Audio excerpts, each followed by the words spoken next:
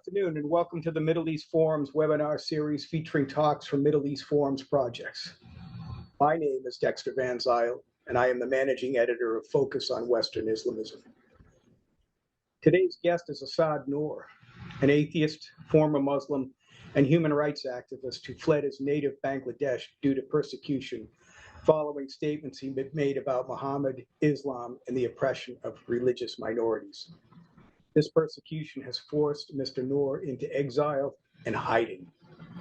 The campaign to defame and intimidate Mr. Noor has moved from South Asia to the United States or North America and Europe, as Islamists in France and the United Kingdom have called for him to be killed.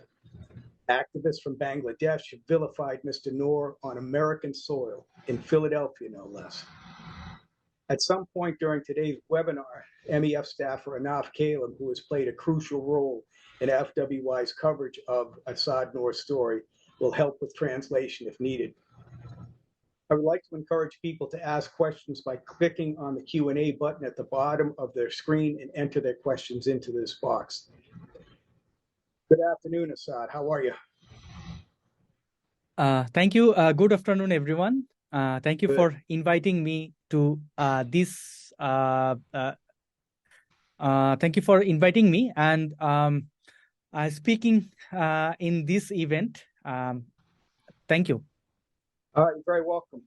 Can you give us a brief description of how you have attracted the attention of Islamists worldwide and how it started in Bangladesh? Why do they hate you so much?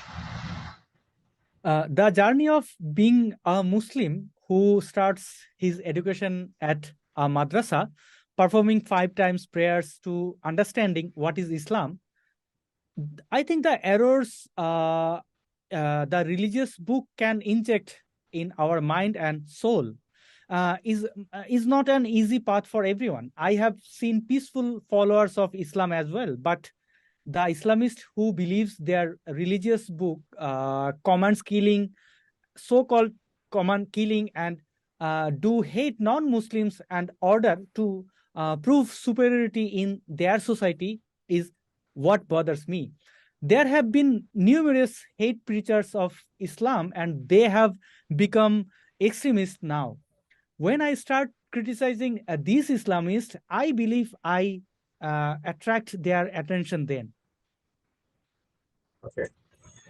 Now, you've been the target of numerous death threats in South Asia, but now you've been targeted with threats by Islamists in France and England. Who are the people who are threatening you and what are they trying to accomplish? It was quite surprising me to see that the people from France and England who are Bangladeshi origins, they have threatening me by openly posting videos on social platforms. I believe they are the example of Islamists who has got the conception about the religion and they using their freedom and privilege of being a Western civilized country. They are blindly following the extremists who hate who are spreading the hates. I mean, the hate preachers and who belongs from Bangladesh, as they are of Bangladeshi origin and they hate those hate preachers uploads their so-called preaching videos on social media, internet. I believe these people has been influenced by those videos and they are calling up Islamists around the world to find me out and kill me. Because this is what they themselves want to do with me. Now, how closely are they tied to the Islamists in Bangladesh? Is it just over the internet, or do you think there's any organizational ties? As I do not have any proof of their direct connection with the Islamists in Bangladesh, but it is quite clear where the source of their desperation is coming from. As one of the major Islamists and hate preacher, Abbasi, Enayatullah Abbasi, got a chance to enter England in June 2023. He must have left his footprints of to those Islamists in the West. Okay. Now we've covered. You wrote an article for FWI about his visit to England. Do you think that? So it seems as if you think that that article was what incited some of his anger towards you, and that he used his influence to basically target to encourage Western Islamists to assail you. Is that correct? Do you think? Yes, of course. And I feel this is just the beginning. And if we do not take action against these Islamists, then it will growing day by day. At the end of the day, these Islamists are the people who are creating a negative image of Islam as a religion. Okay.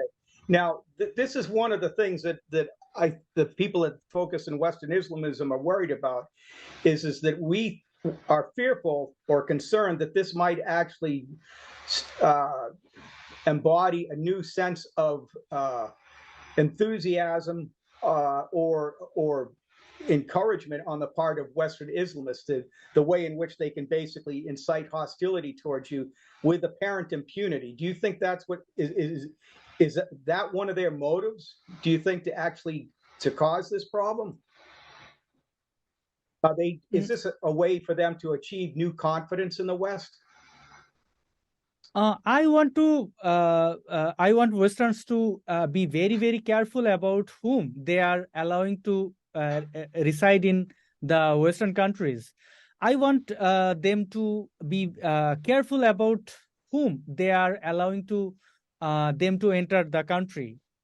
Also, I wanted the Westerns to take necessary actions against these Islamists, so that they can do not create an example of their other Islamists in the West and easily get away by death threatening from a civilized, peaceful Western country. Now, after we covered the story of these expressions of hostility and hatred towards you, uh, the websites or the videos disappeared from at least some of the social media accounts. But it seems as if the hostility has continued against you. Is that accurate? Or Yes. Or yeah, talk to us about that. They're continuously threatening me, and they are trying to find me where I am locating in, and they are trying to kill me every day. They are threatening me by emails, messaging. They are doing the same. Okay. Now, what do you have to say back to the people who were calling for your murder? What's your response to these people? I feel very sorry for them, because they think it is the command of their religion, but it is not. I think they should think about the reality. They will understand what they are doing and why they are doing. Is any religion can order anybody to kill someone for criticizing? I think they should understand what they are doing. Yeah. Now, have the police in France or the United Kingdom reached out to you to basically tell you that they've actually done anything against the people who've who've called for your murder? I have no idea about this, and nobody contact me. I mean, no policeman. I do not get email from police and anybody. I have no information about this. I Okay. saw those people are continuously doing their activism. They are uploading videos. They are doing everything on their regular life. Okay. So essentially, the hostility hasn't abated at all. It's gotten worse. Yeah. Now, have any reform-minded Muslims in the West or even in South Asia or in Muslim-majority environments, have they reached out to you to offer their support?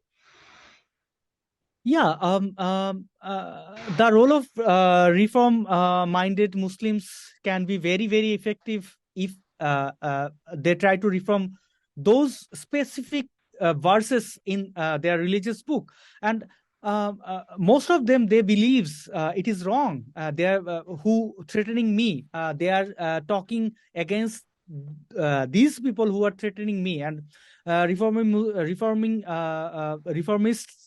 contacting me, and they are supporting me. They are feeling sorry to me. They are apologizing as a Muslim. It is uh, clear that they are contacting me, and I'm thankful to them. Okay. Now, how do you think you've warned Westerners in general that they need to pay attention to who they let into their countries, but how should Westerners respond in general to Islamists who are already in their countries who are directing these threats at you? What is our message to these Islamists who are threatening you, and what is the message that we need to give to the larger community? I think our Western friends should be very, very careful about these types of people, because they are not only threatening me as I am an atheist. They are targeting peoples who is open-minded. They are trying to establish their religious beliefs. I mean, their ideology. They believes you cannot criticize any religion. You cannot. Basically, they do not want to. They do not believe in freedom. They think you should be like me. So Westerns should very careful about them. They should watch their activities, and they will be understand that what happen will next. Right. Now, have any organized Muslim organizations actually condemned these acts of incitement against you? Has there been any specific organization within the Muslim world that has said, no, this is wrong? We do not want to see Assad Noor defamed or vilified like this, and we should not call for his murder. Has anybody specifically said, leave Assad Noor alone? Yeah. The Ahmadiyya Muslims openly declared that they do not believe killing non-Muslims, even even anybody criticize Islam. They believe we accept all the people in the around the world. They are openly declared that they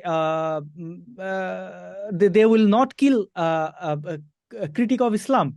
And another one is I forgot the name. They are also a Muslim community in Bangladesh. I forgot the name. They are Hezbut Tawhid. The name is Hezbut Tawhid. They are moderate Muslims, I think. They believes in women's rights, and they are openly declaring that we have no issues with murtads. I mean, ex-Muslims. They can do criticize everywhere. They have declared openly. Okay, but how about in the West, any Muslim organizations in the West? Because this is a notorious campaign. Everyone should know about it. It's been pretty well publicized. Human Rights Watch has done information about this. Has the Council on American Islamic Relations or any of the American Muslim organizations or any of the Muslim organizations in Europe come to your defense that you know of? I do not get any types of emails from Western countries, Muslims, or organizations. I'm sorry. Okay. But the thing is that if you clearly, if somebody had come to your defense, it would be probably pretty high on your radar if it had, correct? Yeah, correct. All right. Now I'm going to go to the questions from the audience, and this. And so the first question is, are Sufi Muslims any more supportive of this? You mentioned the Ahmadiyans. How are Sufi Muslim organizations? I think Sufis are wearing mask. They are extremists like we are seeing in social media. I think Sufis also be radical when Okay. they think it is threat for Islam. Okay. Now, what meaningful support and actual? I don't. You mentioned that reformist Muslims have contacted to express your support and apologized on behalf of of their community. But essentially, the one question, and it's kind of a repeat: have any of them come out publicly to support you in your defense in social media platforms or print media? Has there been anything? No, nobody speak publicly yet. Okay. So I guess now, one of the things is that you have been critical of Islam as a religion, which is clearly a right because, Islam is an idea like any other. But at the same time, it seems as if you've worked hard not to offend people in the mainstream or in the Muslim community, and that your real objection is to the Islamists, who essentially want to impose Sharia law and basically use you as an example of their war against so-called blasphemy. Yeah. Is there any interest in updating Islam that you've seen either in the West or in South Asia to say, look, we're no longer going to make blasphemy wars a central element of propagating our faith? Yeah, I have seen, but I don't know their motto. Why they are talking like this? Is their beliefs from their heart, or they are obeying their rules where they are living in? I have no idea. Okay. Now, how do some of the moderate Muslims deal with verses in the Quran which call for eternal jihad against non-Muslims, hatred of Jews, and suppression of women? That's a question from our Q&A. And how do people deal with the Hadith? What do you think the response should be as a former Muslim?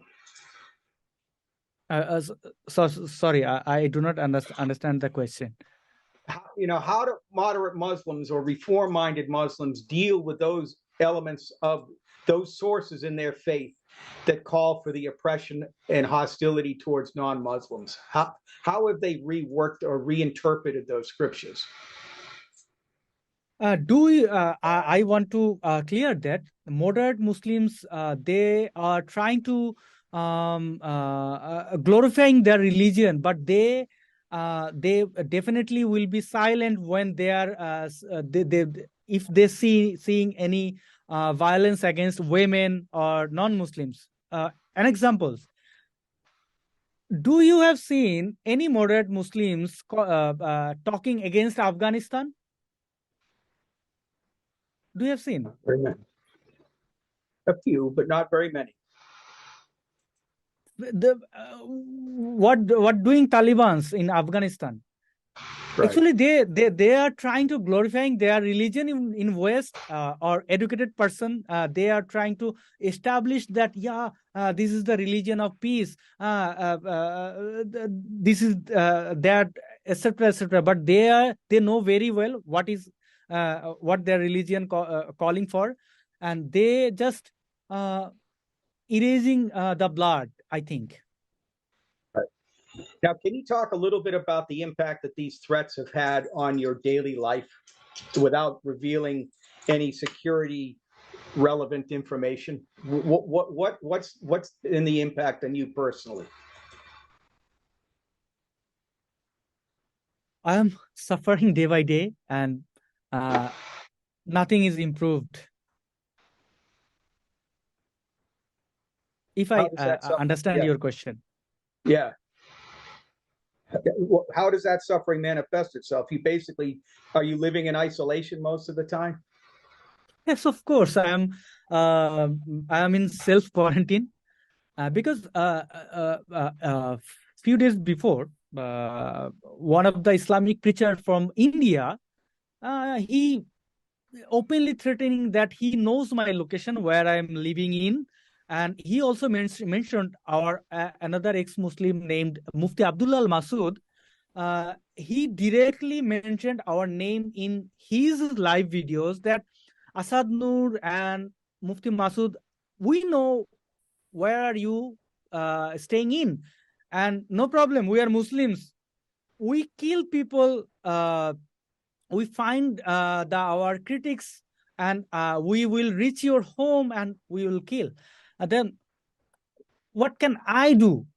Nobody supporting me, no country, no government, nobody. So I have to uh, keep myself in house. Okay. What would activism on your behalf look like? What would support for you look like, do you think? লোকজন তোমার support করলে কিভাবে Hmm. Support করতে পারবে এই দেশে? I have no idea about this. How can I help the people? I have no idea. Um, um, really, I do not know how people can support me. Well, because, well, I don't mean to pressure you, but, you know, we need to see your picture on T-shirts around the world, Assad. That's what I think.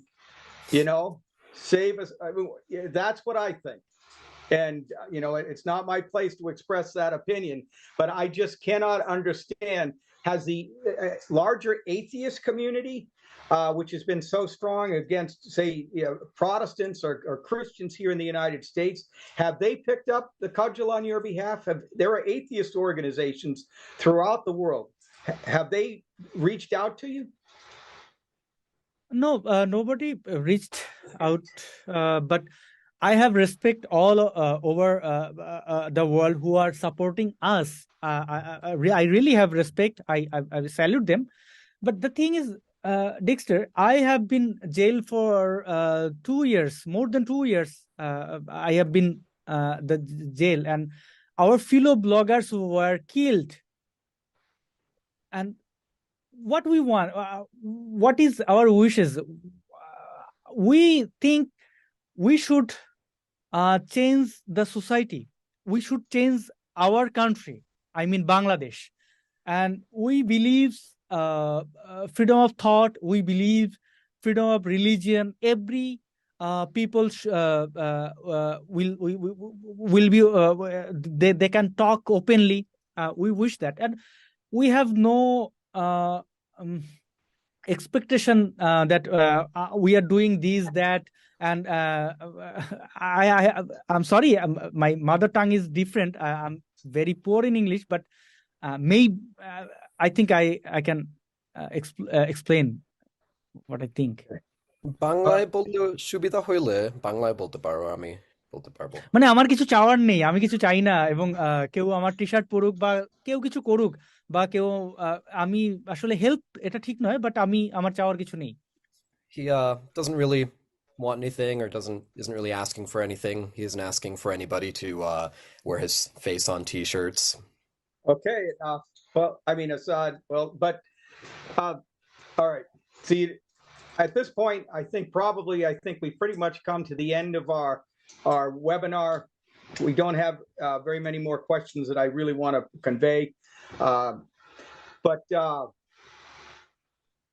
if you've got any last statements that you want to make to our supporters at the Middle East Forum,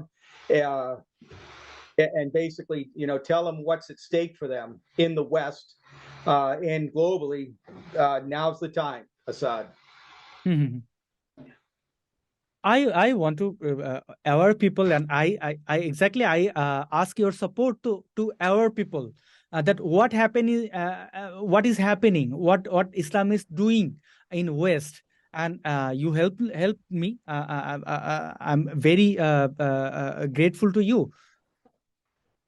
Okay, thanks so much.